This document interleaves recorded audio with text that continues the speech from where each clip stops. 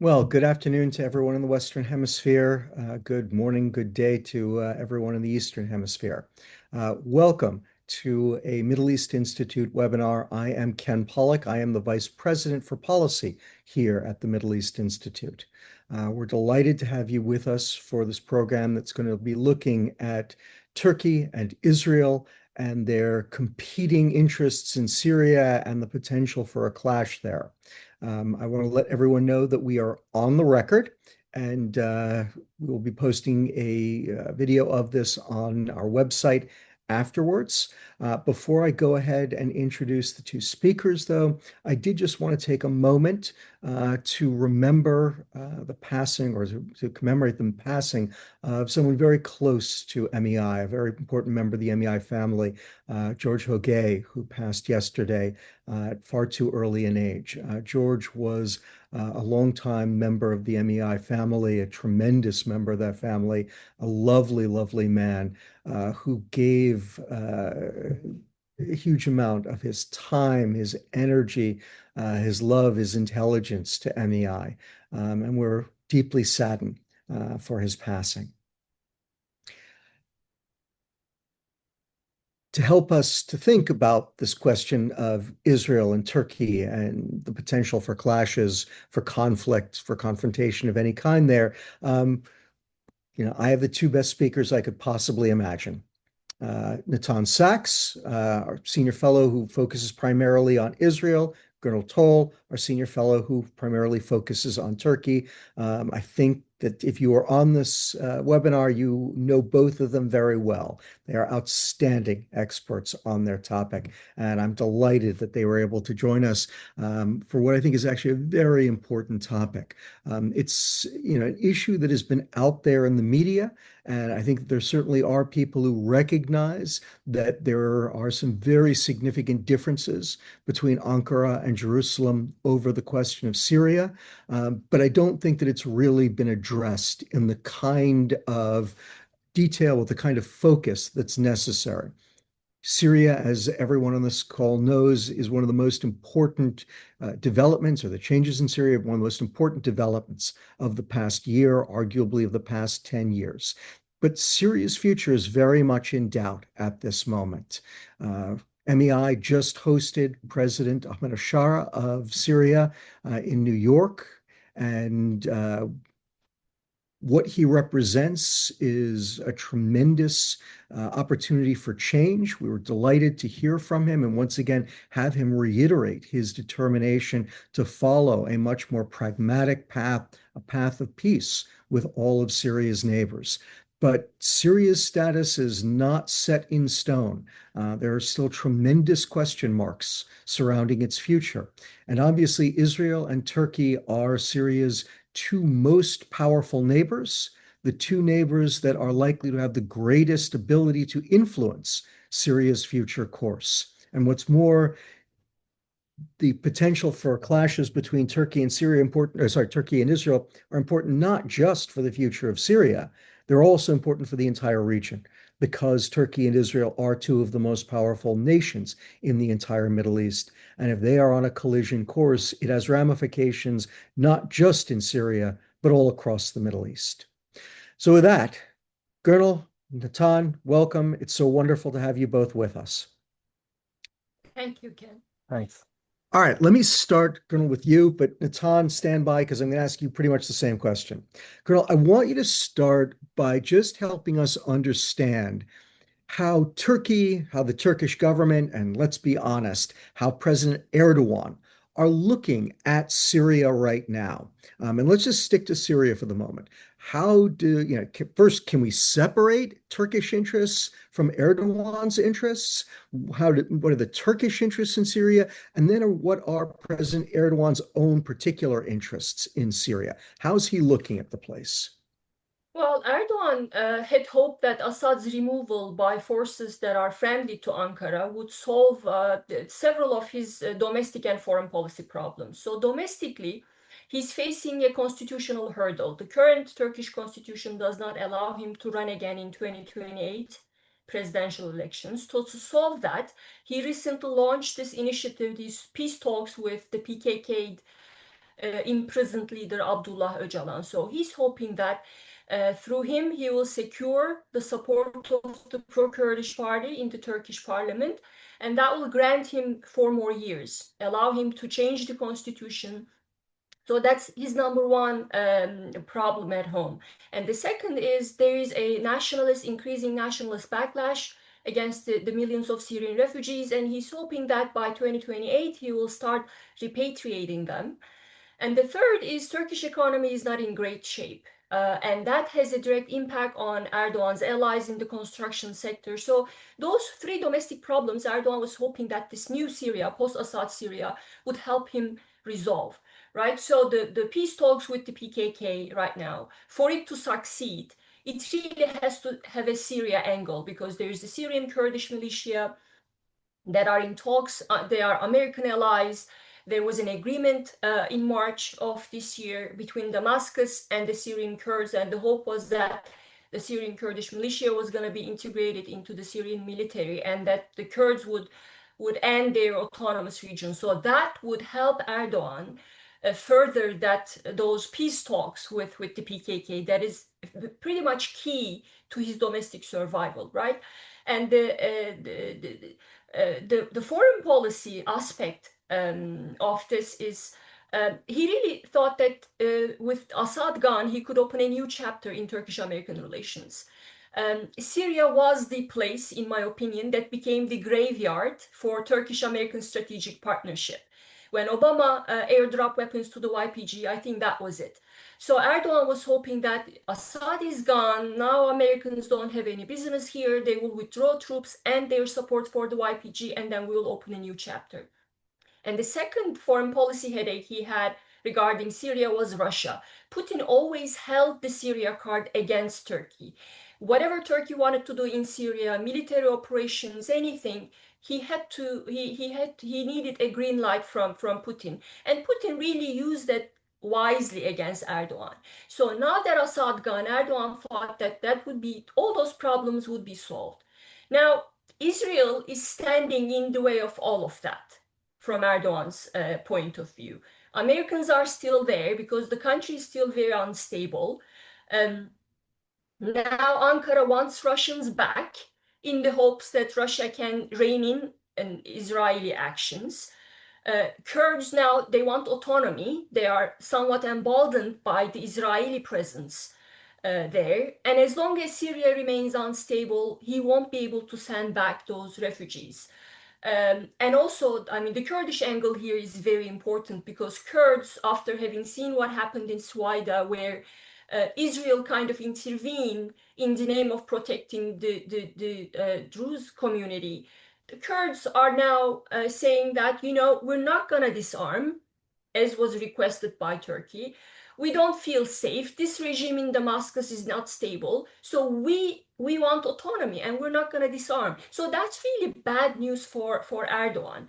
And what makes things worse from Erdogan's point of view is that Turkey has very limited options to do anything about this, because Turkey does not have leverage, which brings me to my final point. And that is, there is this narrative, a narrative that Erdogan is pushing, but also I hear this from Turkish scholars in town, that we are where we are in Turkish-Israeli relations because of what's happened in Gaza.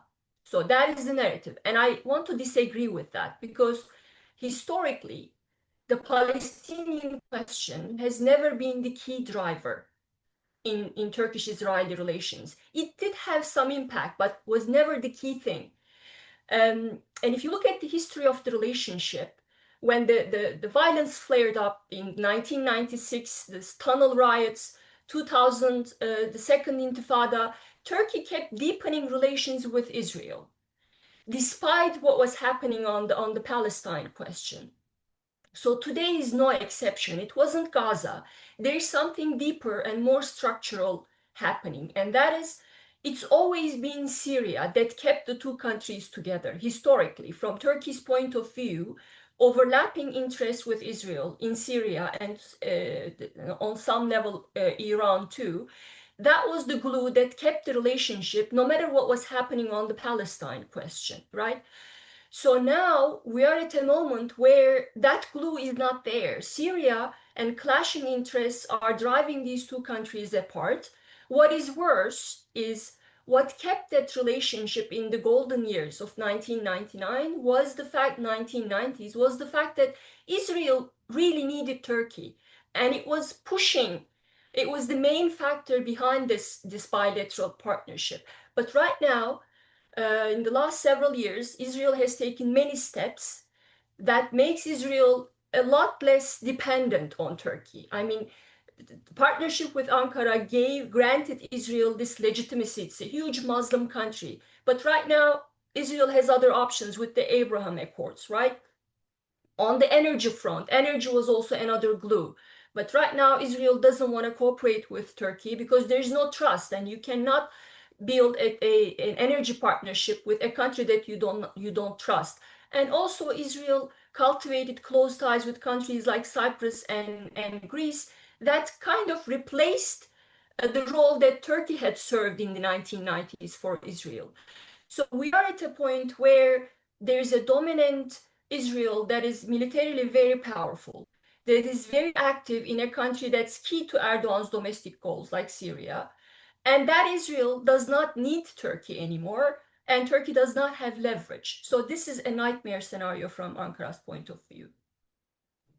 That's terrific, Colonel. And you also did something else that I was going to ask you to do, which is to give us a bit more on Turkish thinking about Israel. All right, so Natan, I bring you in, same thing. Israeli interests in Syria, Bibi's interest in Syria, and then if you could also do the same thing and talk a little bit about Israeli thinking about Turkey directly. Thanks so much. Thanks so much, Gunul and Ken. It's a pleasure to be with you. Um, Syria is a huge issue, of course, for Israel. Syria was one of Israel's main conventional rivals for many years in its early decades. Second, of course, to Egypt, but only second to Egypt, really. And from a security perspective, a true nightmare. In 1973, very close to breaking through into the Galilee, and with very little standing between Syrian armor and much of Israel. Very high on the Israeli list of countries of interest, and one that garners a lot of attention.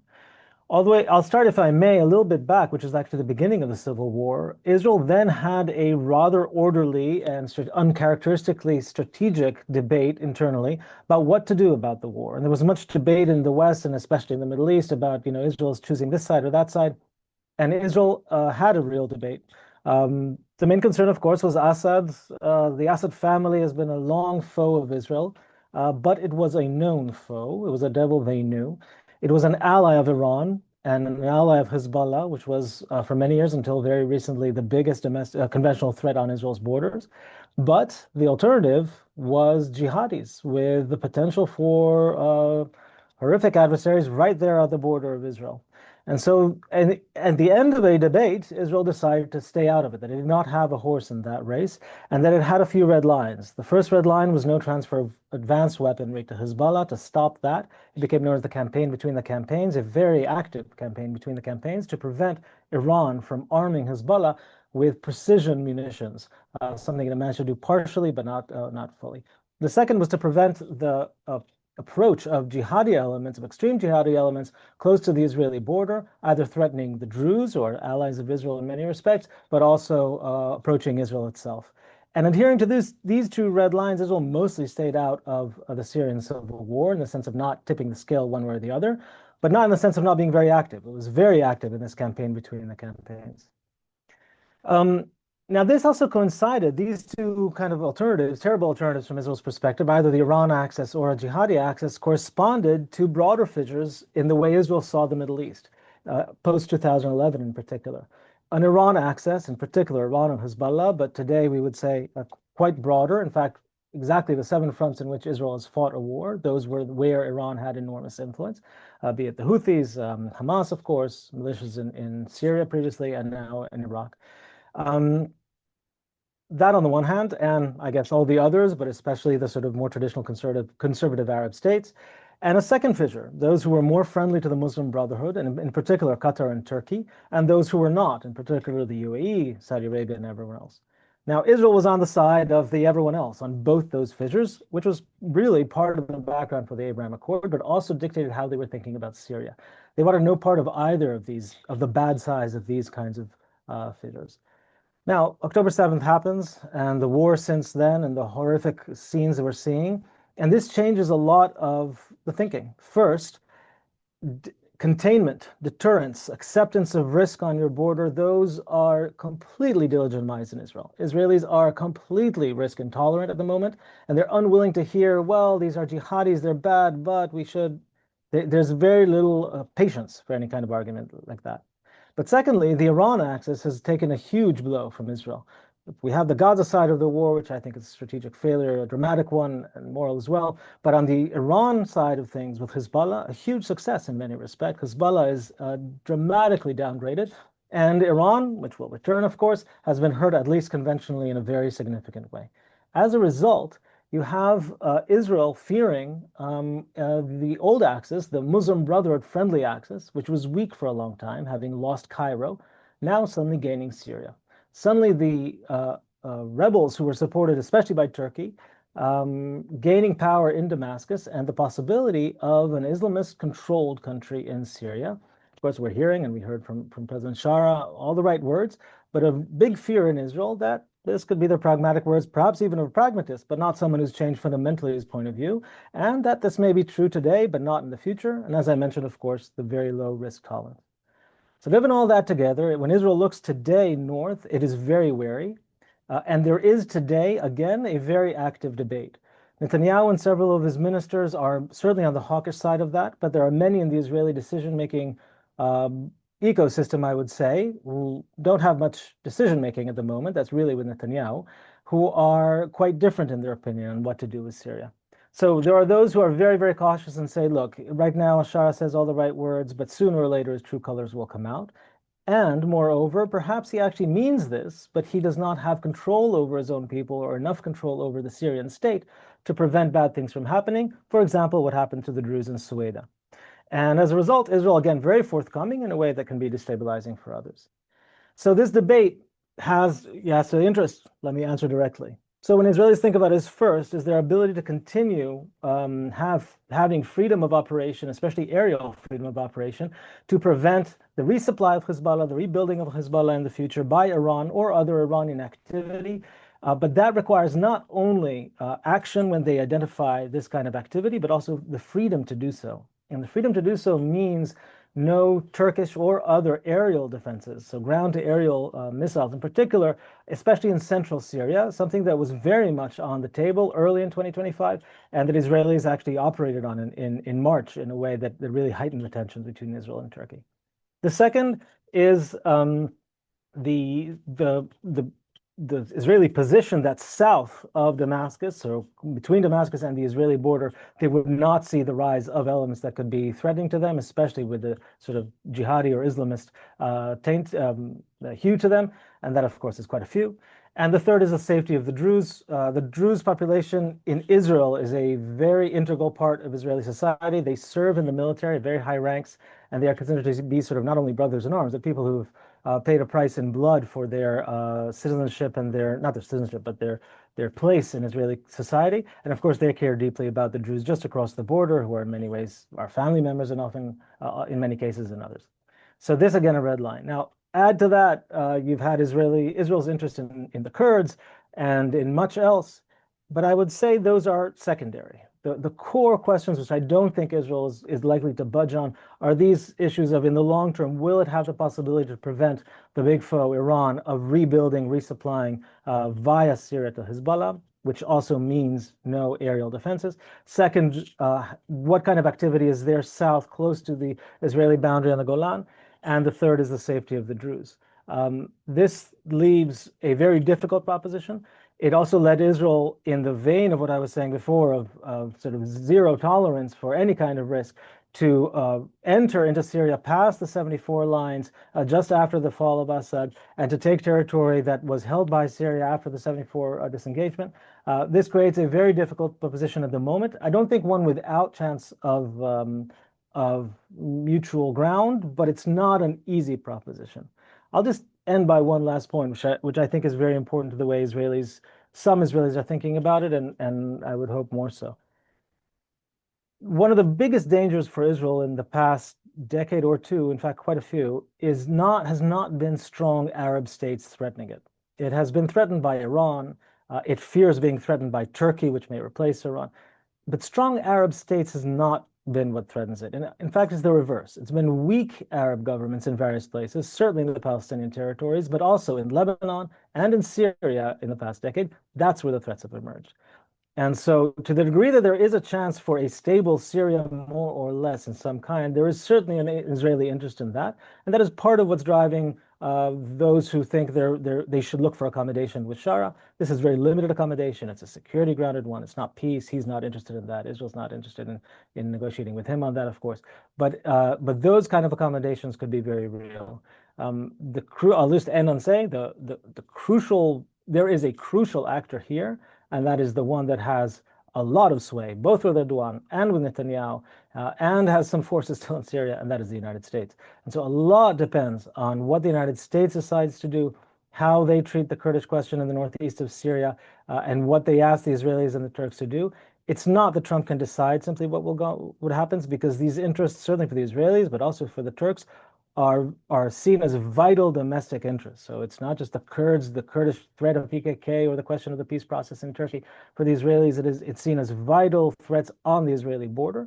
But nonetheless, there's enormous room, I think, for constructive diplomacy here with some chance of success. I promise we are going to get to the U.S. role in this, Natan. You know I would not conclude this webinar without. But that's a great start. Okay, we're already starting to get some questions, so let me go ahead and make the announcement, which is if you'd like to ask questions, you're welcome to do so. Please do so using the Q&A function in Zoom. If you're not familiar with that, at the bottom of your Zoom screen, you will find a Q&A button between the share button, the green share button, and the show captions button. If you click on that, it brings up a dialog box. You can type your question in a little bit. I'll start to working questions from the audience. But for now, Gernal, I want to go back to you.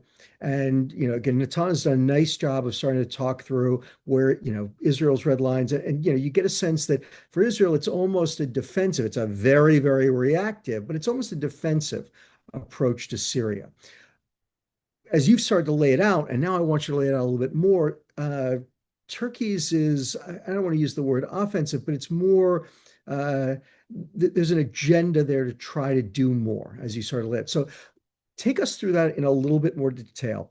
What is Erdogan trying to do in Syria, right? What is he up to in there? And then how is that bumping up against the Israelis, at least from the Turkish perspective? And what are the Turkish fears about how Israel responds? Well, that's certainly not Erdogan's narrative, Ken. I mean, Ken says that, Syria, what the Kurds doing there on the border is posing a huge national security threat for us. And in fact, right now, at this moment, President Erdogan and President Trump are in a meeting, and I was told by someone who was involved in the meeting that Turkey will be pushing President Trump. Well, this is one of the talking points of the Turkish delegation, and that is, President Trump, if you don't do enough in Syria, if you don't make sure that the Syrian Kurds reach an agreement with Damascus, and if you allow Israel to ruin that, then we're going to have to intervene. So Erdogan's narrative is that, we have to do this because what the Kurds are doing is a national security threat. So it's a defensive in his in the way he's framing it. It's a defensive move. But as I said, I don't think it is, because the Syrian Kurds, they have no interest in attacking Turkey at this point. They've never wanted to do this because, first of all, that would just feed into Erdogan's narrative, right? They're doing their own thing. Yes, the autonomous region, if you look at it, I mean, Erdogan says that this is a direct threat for us, but Erdogan is speaking with the PKK leader himself and talking about the granting rights to Turkey's own Kurds, language rights and other rights. So I don't really understand why Turkey cannot live with a Kurdish entity on the border. And it doesn't even have to be. I mean, no one is talking about federalism here. The Kurds, if you speak with them, the Syrian Kurds are saying that, We want the kind of autonomy where we run our own internal affairs. And Turkey has great relationship with the Kurdistan regional government, right? In Iraq. So in that regard, I don't think Turkey must do this. I don't think that this is the Syrian Kurds are posing any national security threat. But that's how Erdogan sees it. Um, and the Israeli actions there, and Nathan talked about this. I mean, how the stakes are high for Netanyahu as well. So here, Israeli interests actually align with a stable Syria, but Netanyahu's interests are different there. Um, so Erdogan fears that the Kurds, even the perception of Kurds, even though Israel will never send weapons to the Syrian Kurds definitely feel emboldened by Israeli actions and also American presence there. So as long as US troops remain there, as long as Israel controls, goes in and out of Syria and has this narrative of we want to protect minorities there, that's a huge challenge for Erdogan. So how do you, what can happen there? I know we'll talk about the US role there, but I think one off-ramp here is maybe both sides should just accept they control different spheres of influence. And Azerbaijan wanted to do this. The parties held talks there in order to establish a no conflict mechanism. So Turkey has tens of thousands of troops in northern Syria. So the understanding was going to be, okay, you remain there, we are here, we do our business, so we don't conflict with each other. Can that be done? I think that wouldn't be an ideal scenario for Erdogan because Erdogan wants Israel out of Syria, but he understands that it's not realistic. And by the way, Ankara had very high expectations from Tom Barak because they thought that he was very close to Trump, that they acknowledged that he tried, that Tom Barak was asking Israel to, he really pushed Israel to make sure they withdraw or there's some kind of understanding. He did try. But there's right now a lot of frustration in Ankara because people feel like Tom Barak hasn't delivered in Syria. And he also made a tactical mistake, in my opinion. And when I speak with people in Ankara, they share the same view. And that is he aligned himself too much with Damascus. So he was firmly behind Ahmed al-Sharaa. He often talked about federalism is not going to work, so he repeated Damascus's talking points, and that made Sharaa overly confident and unwilling to compromise in his negotiations with the Syrian Kurds. And after that, Tom Barak made several zigzags, which made things worse. So from Erdogan's point of view, Israeli problem is going to stay there. The ideal scenario is not going to, which is Israeli withdrawal, is not going to play out.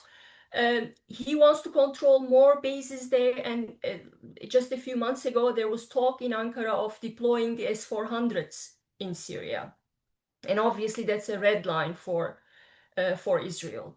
Erdogan thought that, by sending S-400s to Syria, that could solve his CAATSA sanctions problems too. And Russia would be okay with that because Russia also needs Turkey's mediation in its discussions with Damascus. So that's why it's right now what's happening in Syria is an impossible situation. And he sees in Trump or in Tom Barak a party that is unwilling to rein in Israeli actions in Syria. So, Gurna, before I move on to Nataj, just because you started to do this at the end, but I want to put a finer point on it. Are there any other things that you could imagine Israel doing that could cause Turkey to react with force, either directly against Israel or against forces in Syria? Are there things that the Turks are afraid that they might do that would cause the Israelis to use force against them? Well, Erdogan is not interested in a military conflict with Israel. I know that's a narrative that some have been pushing, but I don't think so. And I don't think Israel has any interest in confronting Turkey militarily either. Turkey is a NATO country at the end of the day, and the stakes are just too high. So what Erdogan fears is this direct influence, indirect influence that Israelis have on the Kurdish perception. So if Tom Barak comes today and says, look, I managed to secure a deal between the Syrian Kurds and Damascus, Erdogan will sleep nicely tonight. So that would solve his immediate problems. And yeah, I don't think either party is interested in a military confrontation. Great. Okay, Natan, over to you. And here what I'd like you to do is I'd like you to more or less give us the Israeli side of the same set of things. First, is Israel trying to accomplish something in Syria? Obviously, we've got a deconfliction agreement out there. Many people are saying it's already, signed, sealed, just has to be delivered. But, how are they looking at what Turkey is up to? Are there ways that they see Turkey as being, directly impeding something that is important to them? You mentioned red lines. Are there additional red lines that Israel has? I mean, how are they looking at this? And of course, the ultimate question of are there are there things that you think could trigger Israel to employ force against Turkey? So these are great questions. And I think that Turkey is a very interesting case, in part because it does resonate domestically in Israel. There are many Israelis who visited Turkey, and Israel and Turkey have had a long relationship that Gunnar spoke of as well. But it is not one that touches on domestic ideological positions the way that certainly the Palestinian issue does. So different people in the Israeli leadership could have different opinions on Turkish relations, and they may take some beating in the political sphere, but it's not a fundamental political risk in the same way. So you have disagreements, and they can often cut across ideological lines in interesting ways. If I may, I partially disagree with Gunul on how Israel perceives Turkey. I think that in a vacuum, and that vacuum being if Erdogan was not in power, Israel would love good relations with Turkey. Israel views Turkey as the big, of course, very powerful country in the region.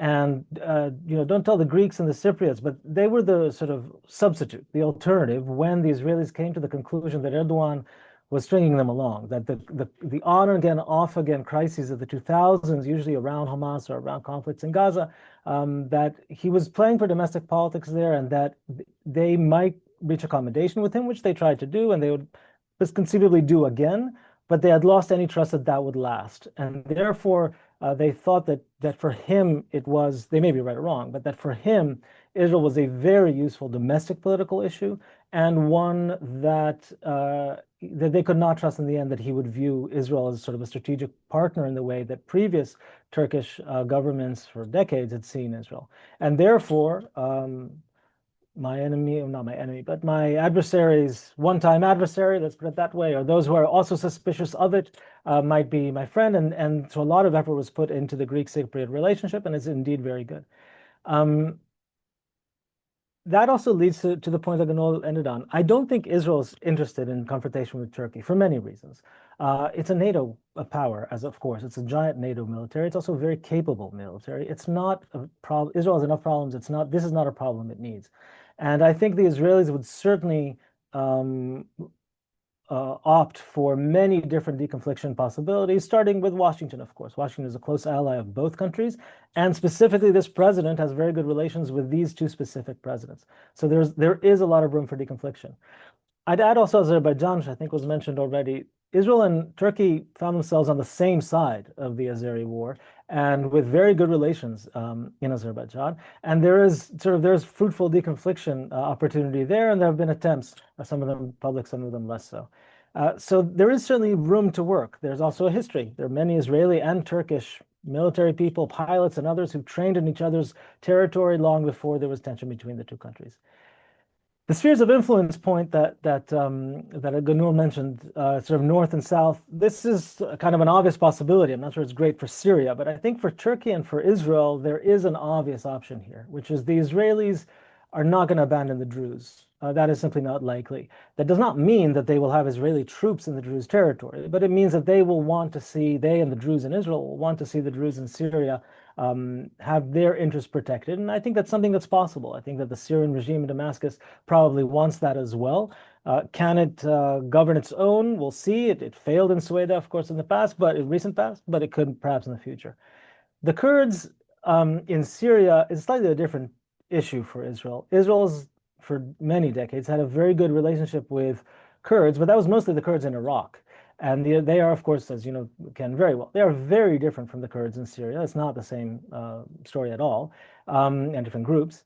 And my reading, not to be flip about it, and I'm exaggerating now, but that the Kurdish thing in northeast Iraq is sort of northeast Syria is a bit of a cudgel against Turkey, and that is where you could probably see much more Israeli willingness to compromise. It's not a vital Israeli interest. It's not on the Israeli border. It is more of an American question. The SDF and the American partnerships there, I think, are the more the question.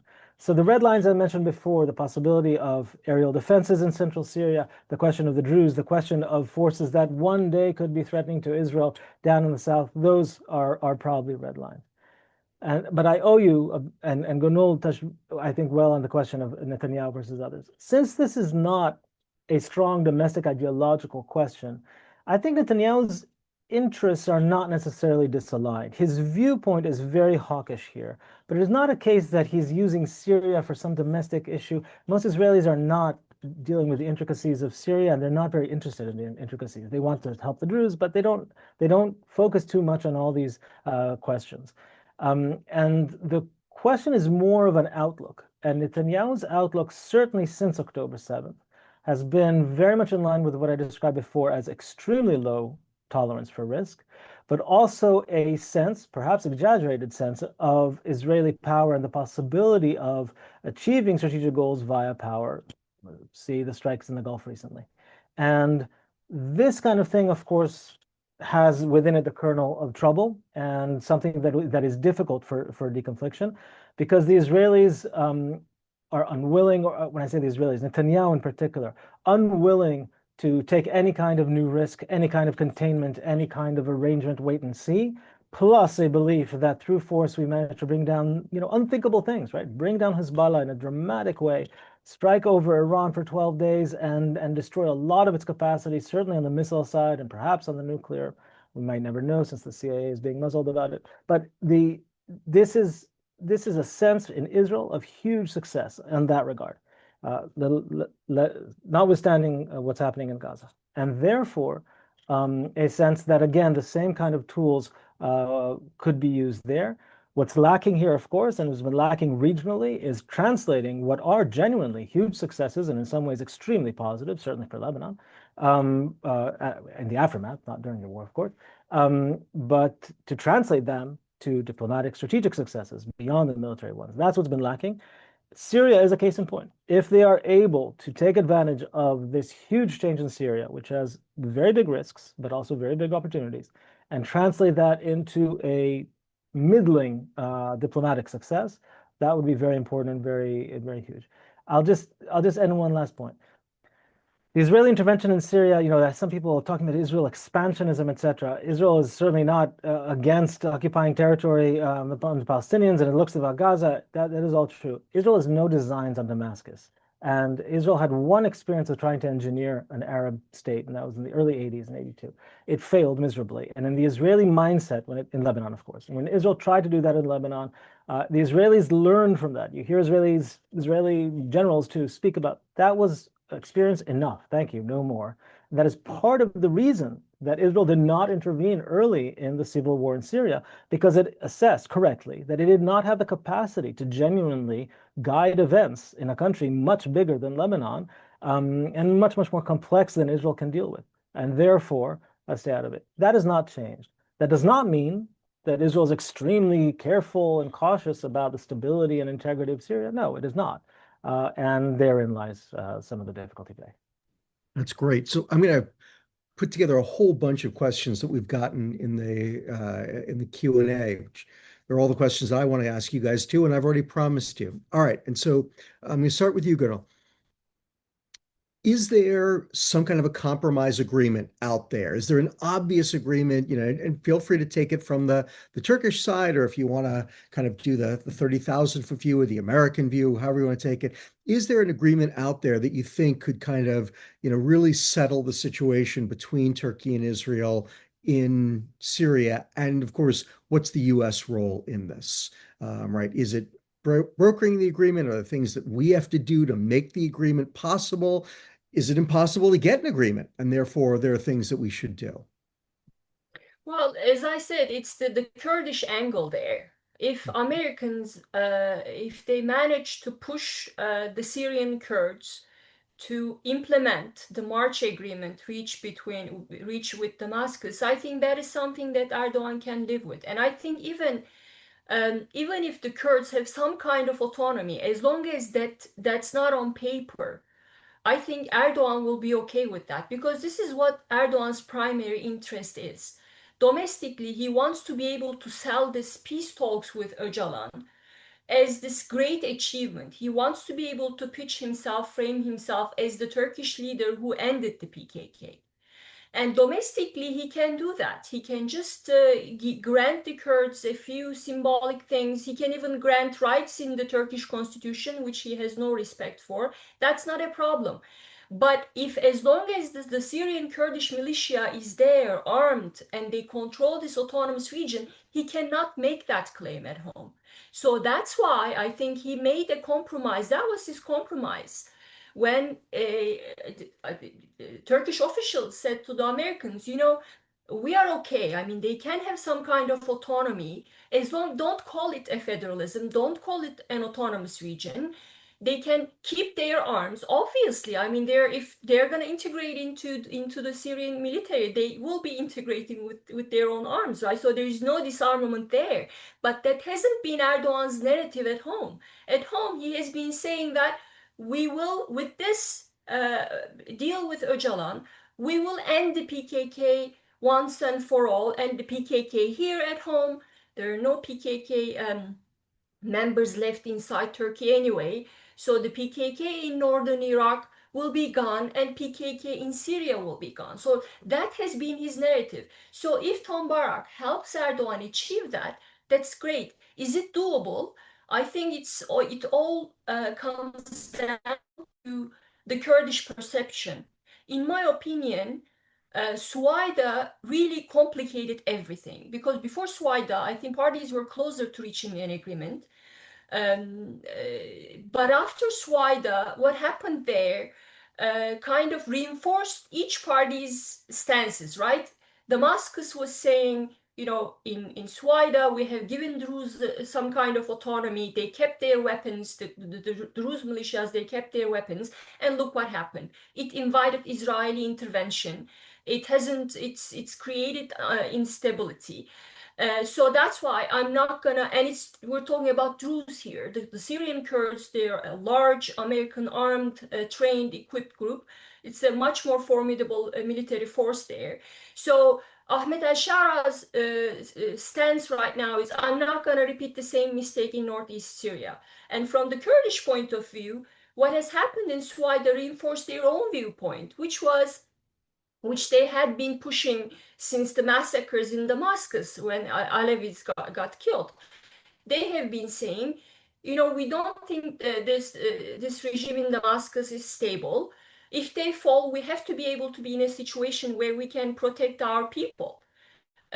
And so that means we're not going to give up our arms. We're not going to give up the institutions that we have set up. They're going to stay here. And in fact, they're saying we need the formal autonomy and talking about, some groups are talking about federation too. So we are at a point where parties are now, they feel strongly about their own positions. So Americans have to be able to push the parties to a compromise solution.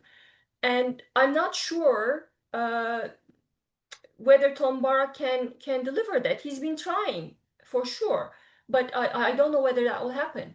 And so that is something that Erdogan can live with and be fine with the Israeli presence in the south. If the Kurdish problem in the north is solved, Erdogan will be okay with whatever Israel is doing in the south. Wow, that's a pretty striking answer, Gunnar, because what you're saying there is that the issues between Israel and Turkey are in some ways easily solved as long as the U.S. is willing to solve the Kurdish problem, which isn't much of an Israeli problem at all, as Natan was saying. Well, this is what I'm saying. Obviously, there is a lot more at stake. But Erdogan, the key thing is the Kurdish angle. And Erdogan understands that in an ideal world, Erdogan would want Israel out of Syria, right?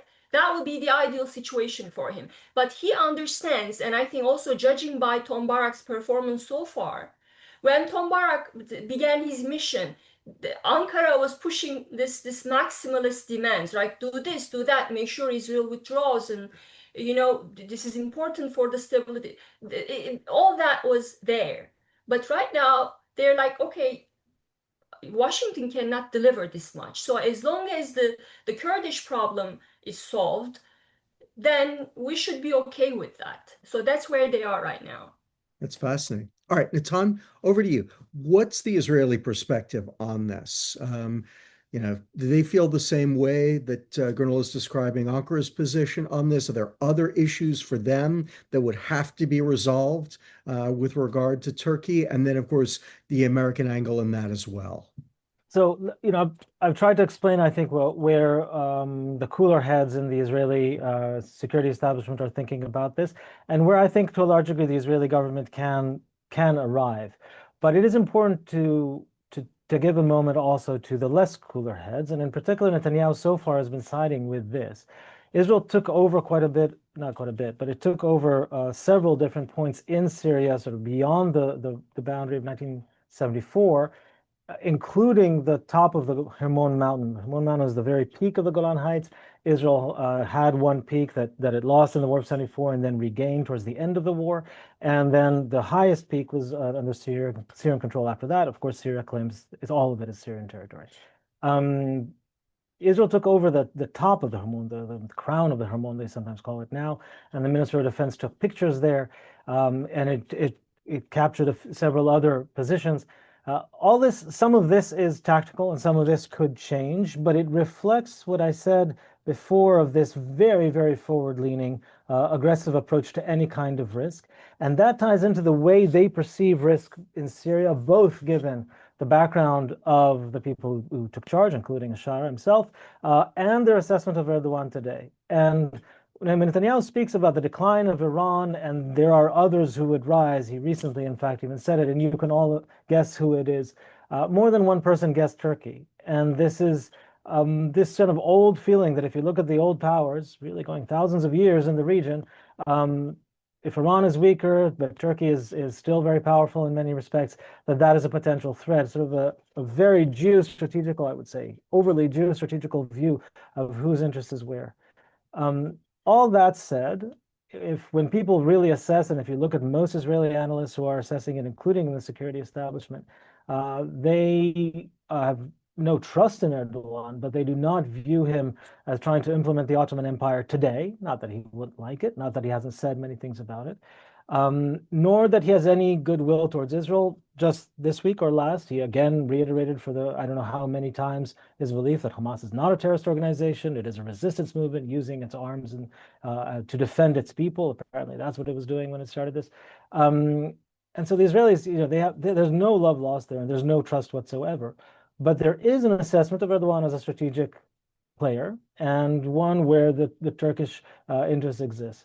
All this to say, I don't think it's simple. I think in a different era, it would have been a lot easier. Israel would have been willing to accept more risk, certainly in the context of an American negotiation. Right now, Israel sees these forward positions, some Israelis see these forward positions as very useful for security, the top of the Hermon as strategically important, which it has some use, certainly. But overestimating dramatically, I think, the value of that compared to the value of trying to find accommodation with Turkey, with the United States, of course, but even with Syria to see what opportunities can be capitalized on, at least until true colors of others show up. But they may not for quite a while, and even if they do, in the meantime, there are opportunities. So all this to say, just to caveat, I guess, what I was saying, there are real concerns here in terms of the approach of Netanyahu in particular to this question, a very deep lack of trust, a belief that Erdogan, his long support for Hamas, both rhetorically, but also in terms of offering a home to Hamas leaders in Turkey, all this drives a very, very deep distrust. I'll say again what I said before. There is one very different factor here between a lot of Israel's rivalries, and that is that Trump in particular and the United States more broadly have real equities on both sides. And it is more so with Trump than with Biden or many others. Trump gets along very well with these particular two leaders, and that offers him some opportunities. The Trump administration has its own issues with leading this strategically, but I do think that that despite all this, there is a real opportunity here. Great. Okay, let's take some more questions from the audience because we've got some good ones. And it's interesting. We've got mirror questions on both sides. So a couple of folks asking if Turkey could accept an Israel-Syria agreement, and a couple of other folks asking if Israel can accept a Turkey-Syria agreement. So, Gernot, why don't you start? You think that Ankara would be okay with a Syria-Israel agreement? Or I'll put it differently. Is there anything in a potential Israel-Syria agreement that might give Ankara heartburn? Yes. There was just, I think it was last week that Israeli media reported that one of the asks from the Israeli side in that agreement with Damascus is that Damascus stops cooperating with Ankara on defense. So I don't know what that means because the two countries recently signed this agreement. So according to the agreement, Turks are going to be training the Syrian forces. I don't know if it means that, but there's also, we know that Turkey wants to have access to these bases in Syria, right? And that is when there was talk of deploying the S-400s to those bases, Israelis were very direct, saying that it wasn't, they weren't going to accept this. But just Turkey wants to have access to those bases, right? And Damascus, I think, has been slow on that because it would put Damascus in a difficult spot too. So I think that defense angle, if Israelis are pushing that, forcing Damascus to stop having that defense partnership with Ankara, that would be difficult for Erdogan to swallow. Great. Natan, other side of it, and any issues in a Turkish-Syrian agreement that would be red lines for Israel? I think Adul put it very well, and it's in fact exactly the same point. I mean, there's more than one, but I think a crucial one would be exactly Turkish access to bases, and in particular the possibility for aerial defenses to be there. The Turkish military is a formidable one, its air force is a formidable one, and Israel has already lived through a very complicated Russian presence in Syria, where it did find deconfliction eventually. But a Turkish presence there would be a different animal, and one that would be very difficult for Israel. So Israel would have a lot of consternation about that. I don't mean to make light also of the Kurdish issue. Israel has interest there, but it's but again, if in a mirror about what Gunnar said before about the South, I think the North, if Israel cares, but it does not care nearly as much as Turkey does, where it's truly a integral part of Turkish view of its national interests, as far as I understand. Whereas in the South, the mirror is true for the Israelis. So the question, I suppose, is, I mean, geographically convenient in the center, where access to these Turkish bases. There are other very important interests for Israel, which is, of course, the limitation of Iran and Iran-backed groups, and we're already seeing attempts at that coming back. So any kind of agreement that would limit Israel's ability to operate against those, something which I'm sure the Syrians would like. They would not like the Israelis flying in their airspace, of course. That is a difficult proposition for Israel. Any question of Hezbollah and others. Here, there is one advantage, of course, which is that for the Syrian, new Syrian regime, and to a lesser degree for the Turks, perhaps, Iran, Hezbollah, they were on the other side. They just fought a very, very long, very bloody war. They are enemies of Iran and Hezbollah, at least as much as Israel is. And so in that regard, there's a confluence of interest, but the capacity of the Syrian government is not there. I think the Israeli assumption, back to the question though, the Israeli assumption here is that Turkey was vital to the rise of this new Syrian regime, and its influence is almost a given. And so the question is more the contours of that limit, but not whether or not al-Sharaa and Turkey could come to an accommodation. They start out with an accommodation. The question is the limits of it. And that's why when Israel seems, I think to others, it seems like this sort of unprovoked spoiler. And certainly I understand why some of the activity is viewed that way. But from the Israeli perspective, the current trend is an extremely worrying one with the rise of a regime that it is very, very skeptical of, and with good reason. Let's not forget the background of including al-Sharaa himself. This is something that for the Americans for 20 some years now, almost exactly 24 years, would have been an enormous headache. And there is skepticism there that is in place. What is important is that with that skepticism, there's also an openness to any opportunity one can capitalize on in the short term. Terrific. Okay, still got a few more minutes left. So, we've touched on Russia a little bit, and we've got a couple of questions about Russia. So let's delve into it a little bit more. Russia is a country that has complicated relations with both Israel and Turkey, and has traditionally had a role in Syria. A question for each of you. What do you think the Russians are up to with the country that you follow? And do you think there's a potential for Russia to act as spoiler or, the world turned upside down healer,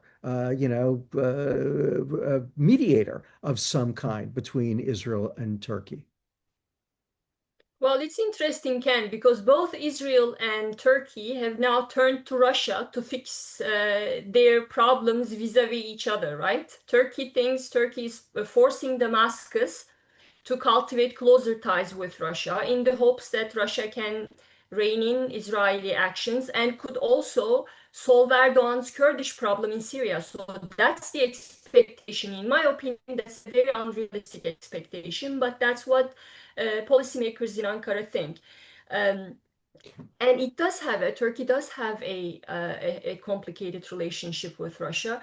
Right now, I think Russians are holding talks with Damascus. They want to be able to have access to those bases. Syria plays a very critical role in the Russian strategy, right? Not just in East Mediterranean, but also in Africa. So having access to those bases is critical to what Russians are doing across the region. So that's why they really would like to be able to go back and cultivate this relationship with the new regime. And I think also it's in Damascus's interest to secure that partnership with Russia. And Ankara, Turks are certainly encouraging them. And whether that will solve Erdogan's problem, again, I think thinking of Putin as someone who could really curb Israeli actions in Syria, it just doesn't make sense to me. I mean, look at what Russia has done since Israel began, since October 7th, right? Even after its attack on Israeli attack on Iran, Russia remained on the sidelines despite this strategic agreement that Iran and Russians had signed earlier. Because Russia wants to have this working relationship, and so does Netanyahu. I mean, they're trying their very best not to alienate each other. So I don't understand how Russian access to those bases or this defense partnership would help Erdogan solve his Israel problem in Syria. And with regards to the Kurds too, I don't know what Russia can do there. Certainly, there is Russian presence, military presence in the Kurdish part of the country. But diplomatically, what can Russia do? And Russia is one of the few countries that does not recognize the PKK as a terrorist organization, by the way. Russians have their very own complicated relationship with the Kurds. So that's why Turkey banking on Russia to solve all these problems is very unrealistic. So Russia will, I think, I don't know if there was a question about Turkish-Russia relationship. I forgot in particular. No, I think Russia will remain, I mean, again, Trump and Erdogan are meeting today, and Russia will continue to pose a challenge for Turkish-American relationship. When Turkey bought the S-400s years ago, that triggered CAATSA sanctions during Trump's first term. And now today, Trump said something very important, and I know that the Turkey side is very concerned about that. And that is Trump said, I want Turkey to stop buying Russian oil. Turkey is the third biggest buyer of Russian energy after China and India. And Trump is very pissed about that. He said that himself. He said, "Can you believe a NATO country? NATO countries are buying Russian oil. I want Turkey to stop that." So that's a huge problem for Turkey. A problem I don't know how they will manage to fix. The S-400 question is still there. And then Erdogan really doesn't want to alienate Putin. So I don't know how he's going to curb that energy partnership with Russia. So Russia continues to be a headache for Erdogan. Our next webinar can address that one. All right, Natan, last 2 minutes on Israel, Russia. I agree with Kunal. I mean, I think Russia is this huge kind of a factor here, and prior to the fall of the Assad regime, one very, very senior Israeli put it to me, look, we look up north and we see Russia as our northern neighbor, and this is Russia, the giant Russian bear. So of course we're trying to accommodate them, because it is Russia, and that is kind of the Israeli approach. But when Israel looks at the world, I think I've maybe said on screen with you recently, but when Israel looks at the world, most of the world it sees is America, and then the rest is the rest of the world. That's often to its detriment, but it remains a fact about the way Israel looks at the world. And so the real question is, as I said again, what Trump can do, but also how would Trump feel about overtures via Russia? I don't think it's a given how he would feel one way or the other, but I believe it would be done in consultation with that. So I don't think there's an alternative route, especially from the Israeli side. There isn't an alternative route. In particular, if right now U.S.-Russian relations are on a slight ebb, it's not likely the Israelis would look for the Russians to deconflict, in particular because Russia was very much on the losing side of this civil war. It remains in Syria and probably will remain so in some ways, but that in itself will not solve the problem. I think the real question, to my mind, on the Israeli side is this debate that is happening right now, where a learning and perhaps an overlearning of the lessons of October 7th are leading to an extremely forward-leaning approach on the use of force, including in Syria. And even without Israel wanting to take Damascus, and it certainly does not, what it is doing there, of course, can undermine Syrian interests, but also its own interests, which, again, as I said before, and I think for me is the crucial point from the Israeli perspective, or should be, which is that a stable, friendly or unfriendly, a stable Arab state right next door to Israel and very important to Israel's national security is far preferable to a very unstable one, even if that instability has tactical advantages here and there, some of them important. The strategic question of an instability in a country as important and as close as Syria far outweighs it, certainly for the Syrians, which we should care about, all of us, but also from the Israeli national security perspective itself. Perfect.